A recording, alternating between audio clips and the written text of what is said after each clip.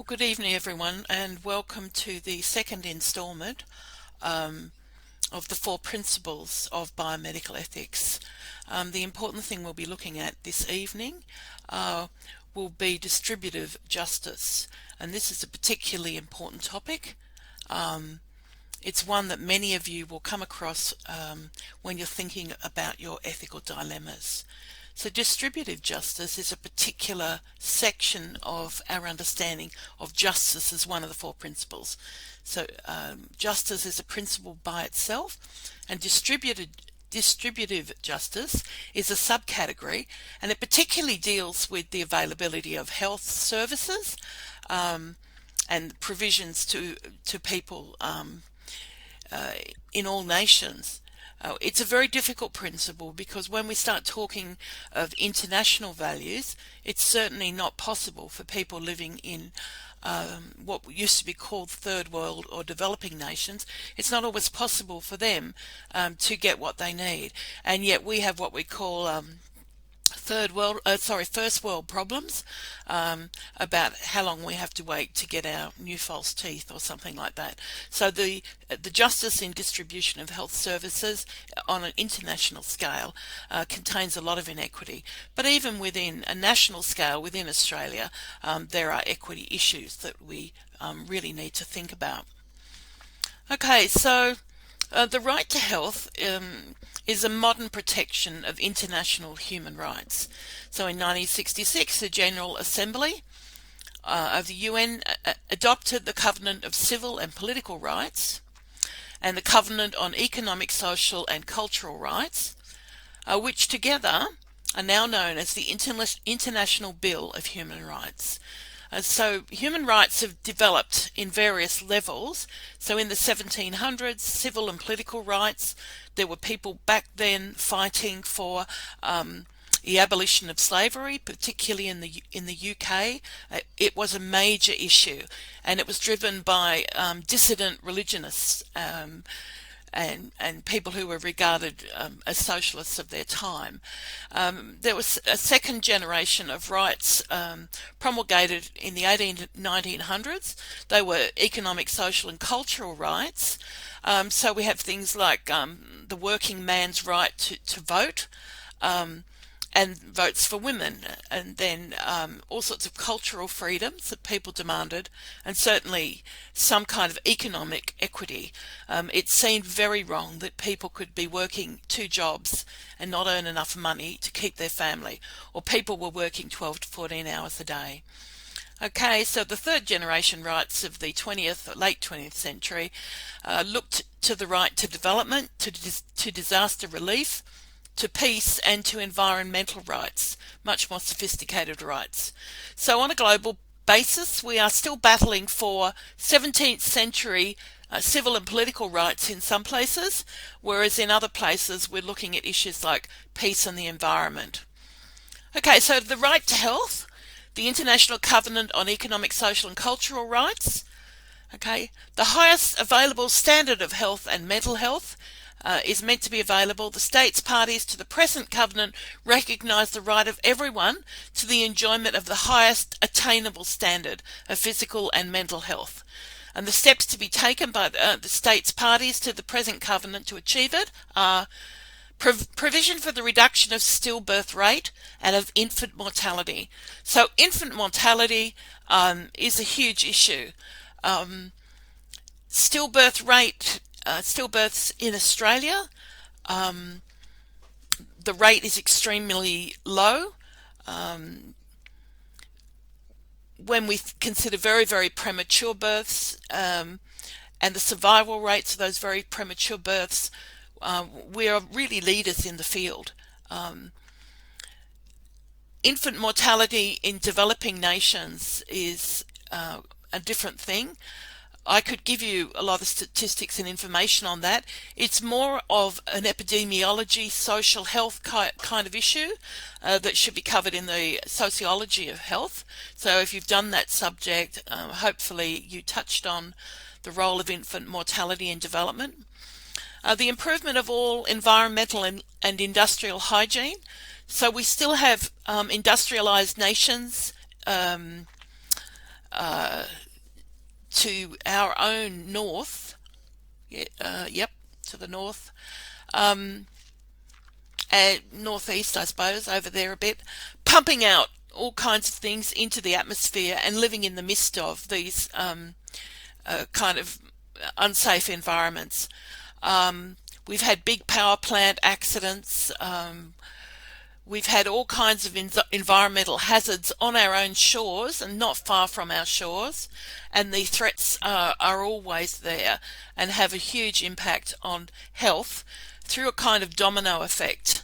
And once again, a lot of that's outside of our realm, but certainly makes interesting study if you ever have the opportunity to look into it. Prevention and treatment and control of epidemics, endemic diseases, occupational and other diseases. So Australia leads the field, particularly in the anti-smoking campaign. The taxing of cigarettes to a level that working people can barely afford to smoke has actually been very effective, although at this stage we're not sure of what kind of criminality is emerging around a black market for cigarettes. Okay, so these views are aspirational, they're changeable, they're fluid, and they depend on societal factors. Okay. Okay, so in 2000, this committee put the rights to health in a more contemporary context, describing it as an expansive right encompassing a wide range of socio-economic factors that promote conditions in which people can lead a healthy life. So if you've already done the health sociology subject, hopefully you did a project on social geography to look at how the environment impacts health, and hopefully you would have looked at some obesogenic environments.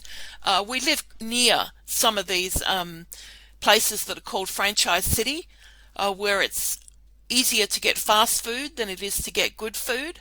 So there are actually food deserts.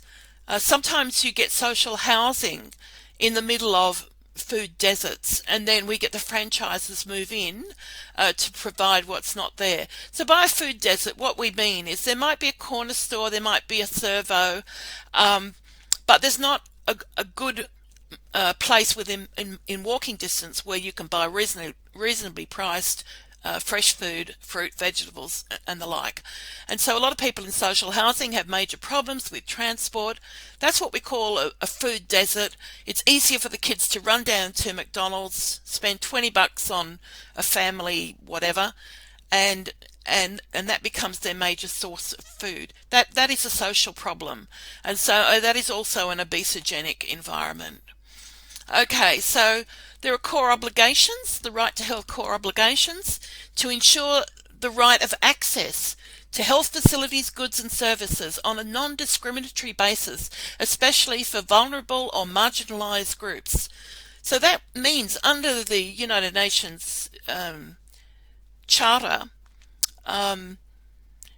the creation of food deserts and obesogenic environments is actually discriminatory. So if you build vast areas of public housing, fail to provide the infrastructures for the provision of good food and also good health resources, then there's a lot of problems. I say in a guarded way that Australia is quite good at paying attention to the essentials, nutritional adequacy and safety and many other factors. We are a society that has a lot of legislation around those sort of things. At the same time, of course, there are failures, and there are whole communities growing up, particularly in the West, where shelter, housing and sanitation not necessarily adequate, and living conditions not conducive to good health. And so all of these sorts of things are about the just distribution of resources. Okay, so there are minimal obligations in the provision of certain care. Immunisation, the prevention and treatment of epidemics, and appropriate training. So all of those things have to do with justice, which is one of the four principles, and distributive justice in particular. So when you're developing an idea about an ethical dilemma, you might realize that the distribution of services is something you want to particularly talk about. Okay, so here is the 1997 Convention for the Protection of Human Rights and Dignity of the Human Being with regard to the application of biology and medicine. Okay, this is an international instrument that aims to prohibit the misuse of innovations in biomedicine and to protect human dignity. If you ever had the time and inclination to study this, you would find it fascinating.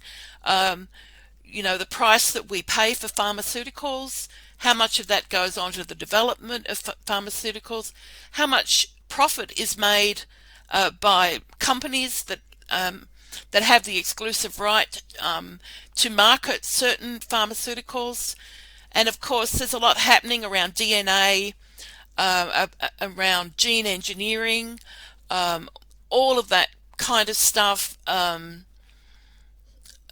assisted reproductive technologies, people's body parts, body fluids, organs, all of that sort of thing. It's a massive kind of area. It's too big for this subject, and it's probably too big for any of the subjects we do at undergraduate level. The Human Genome Project opened up a whole can of worms, and new problems, new instances every day unfold. So there was a very interesting case in the news just today where two women in a relationship had used the sperm of a gay male friend to conceive a child, and he asserted that he wanted to have a continuing relationship with the child. It was a girl.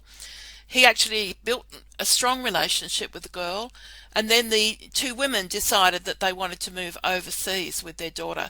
He spent over $1 million defending his right to have a relationship with his daughter, even though he was a sperm donor. He was able to prevent the couple actually from moving out of the country with his child. So that changes the whole field, the legal rights of the sperm donor. And do the legal rights of the sperm donor carry with it some obligation to support, or what kind of obligations in the future? Okay. So here's the new UNESCO Declaration on Bioethics and Human Rights. By enshrining bioethics in international human rights and by ensuring respect for the life of human beings, the Declaration recognises the interrelation between ethics and human rights in the specific field of bioethics. Okay, so it addresses ethical issues related to medicine, life sciences, and associated technologies, as applied to human beings, taking into account their social, legal, and environmental dimensions. Okay, it sets out principles of human dignity and human rights, of benefit and harm, autonomy and individual responsibility, consent, privacy, confidentiality, and the list goes on. So what I really want you to take away from this is very difficult to just jump out and say, it's my right, I have the right. Because you need to ask, when you come up with that statement, you know, where is that right enshrined? Is it actually enshrined somewhere? Is it a right, or is it a personal preference?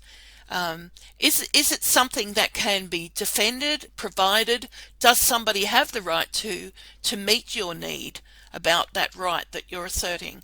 Because you'll hear it, I'm sure you'll see it all the time on social media, people saying, I have the right. And sometimes the rights that they're expecting are not rights that can be universally guaranteed. Okay, the right to health.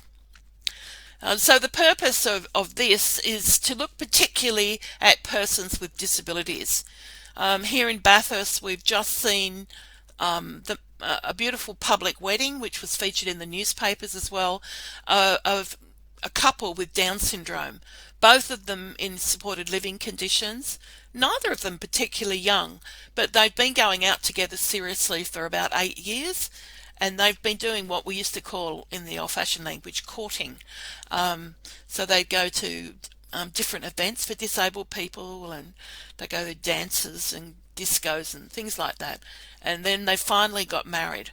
Well, you only have to go back about 20 years, and just that kind of desire was very, very controversial. The desire to marry and to live, a normal married life despite severe disability. Okay, so the purpose of the present convention is to promote, protect and ensure the full and equal enjoyment of all human rights and fundamental freedoms by all persons with disabilities, and to promote respect for their inherent dignity. So there's a lot of questions around the rights of disabled people that are interesting to you as a paramedic. Run out of water, sorry.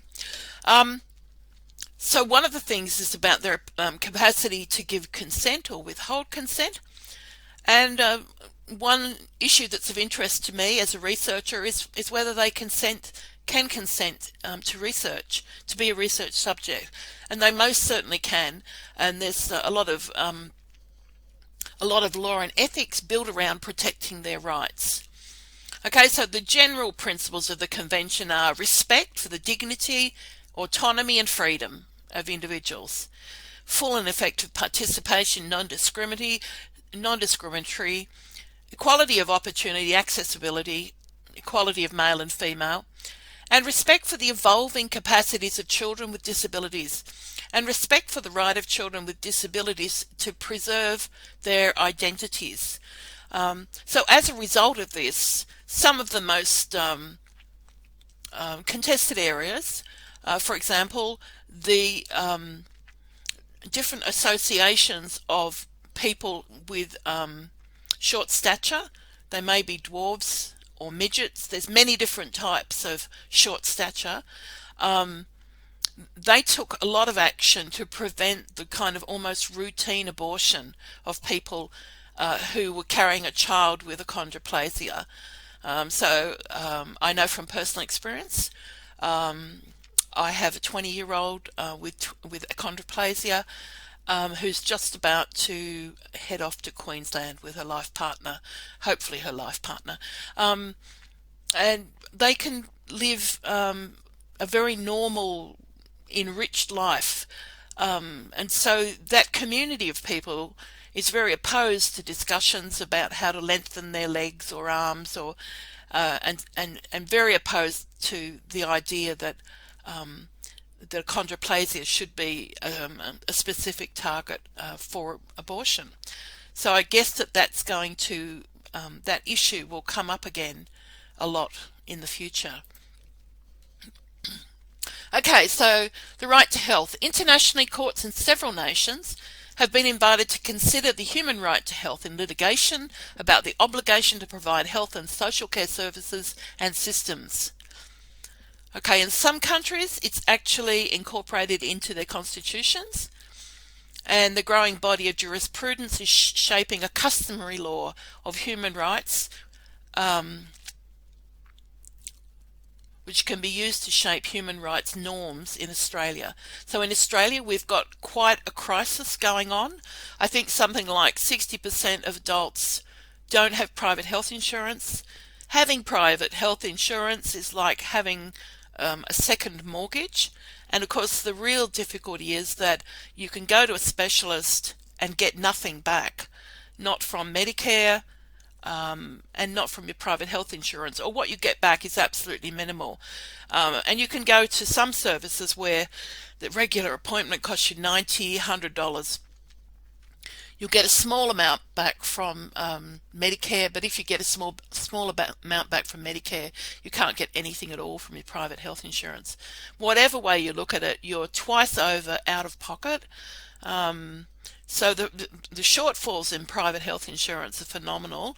And then, of course, if you've got a major condition, if you want a knee replacement or a new hip, and you're in the public sector, you'll be one of those people that's staggering around on a walking frame for a couple of years, waiting for your number to come up. So we do have a bit of a crisis. The system needs to be taken apart and put back together. And that crisis will affect you as paramedics when you get to know what services people hope to have. And when you see people not filling their prescriptions, not having the walking aids that they need, not having the false teeth or glasses or hearing aids that they might need, simply because they can't afford them. And if they've had insurance, they might have dropped it. If they've still got insurance, they might have absolutely minimal cover. It doesn't cover the extra aids and things that they need. So protecting human rights emphasises the importance of informed consent. The emphasis is on the equitable distribution of resources. Okay, it deals with emerging technology of care and oversight impact on patients' rights to privacy and confidentiality. So the whole care area is a complex one. It's very inequitable, very, very costly, and from recent public inquiries we've learned that people, even in the most expensive care situations, are not necessarily getting what they want. Their rights, privacy and confidentiality haven't always been protected well. Okay, so the greatest impact for paramedics is likely to be in the areas of care of the aged, those with disability and the mentally ill. And this is the area in which, and I'm sure I don't need to tell any of you this, but where sensitivity and respect are of great importance, and condescension, and particularly condescending language, can be alienating. In fact, research shows that condescending language leads to greater lack of compliance in patients, particularly as they're older. Okay, so the social determinants of health: social sensitivity to medical control, medical dominance, paternalism, okay, an understanding of ethnicity, culture, gender and sexuality, and how that interacts with medical dominance and paternalism. Understanding these things is what really helps you to be a better practitioner, and that's why these subjects exist within the course. There's nothing worse than somebody who gets out on the road and they quickly discover they're working constantly with older people. They don't enjoy it. They don't respect them. But I do enjoy watching some of the, I think it's UK TV, in the ambulance and the A&E kind of shows, the emergency shows. And I love to watch the communication skills of some of these more mature people, doctors, nurses, paramedics, and also the general staff, the orderlies and people like that. As they interact with older people, they get a lot of pleasure out of their work, and they give a lot of pleasure when they show proper respect and work with the situation.